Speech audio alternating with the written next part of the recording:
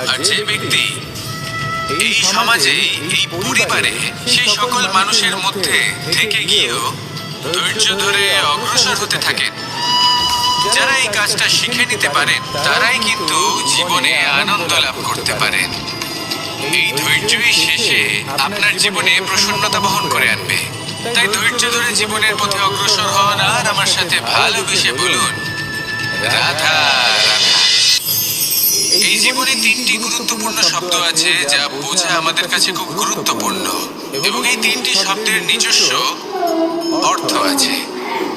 প্রথম হলো সঙ্গবদ্ধতা, অর্থাৎ একসাথে মিলে কাজ করতে হবে, একসাথে মিলে পরিশ্রম করতে হবে, সামনে এগোতে হবে। এরকম করতে পারলে আপনার শক্তি বৃদ্ধি পাবে, আপনার ক্ষমতা বৃদ্ধি পাবে, আপনি এগোতে পারবেন এবং অনেক দূরে যেতে পারবেন। দ্বিতীয়